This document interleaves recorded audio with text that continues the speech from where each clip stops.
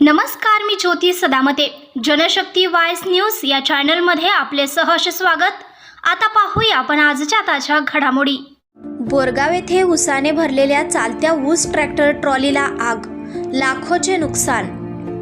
ऊस वाहतूक करणाऱ्या ट्रॅक्टर ट्रॉलीला शॉर्ट सर्किटमुळे अचानक लागलेल्या आगीत सुमारे लाखो रुपयाचे नुकसान झाल्याची घटना बोरगाव येथे सुमारे 12 वाजता घडली.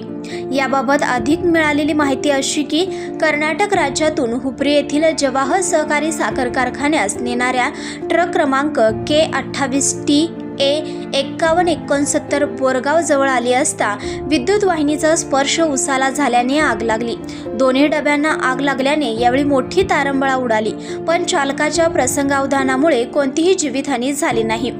घटनेची परिस्थिती लक्षात घेऊन चालकाने शहरातील एका खाजगी शाळेत कंपाऊंडमध्ये ट्रॅक्टर उभा करून पूर्ण आग आटोक्यात आणण्याचा प्रयत्न केला. यावेळी जवाहर साखर कारखान्याच्या पदाधिकाऱ्यांनी तातडीने सदलगा येथील अग्निशमन दलाला संपर्क साधून अग्निशमन दलाच्या कर्मचाऱ्यांकडून आग आटोक्यात आणण्यात आली.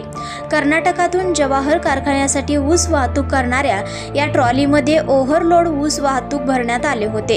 त्यामुळे कदाचित मुख्य वीज वाहिनीला ऊसाचा स्पर्श झाल्याचा अंदाज यावेळी उपस्थितातून केला जात आहे.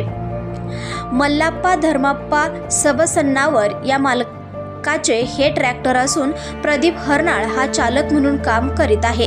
या चालकाच्या प्रसंगावधानामुळे कोणतीही जीवितहानी झाली नाही, मात्र ट्रॅक्टर बरोबरच ऊसाचेही मोठे नुकसान झाले आहे.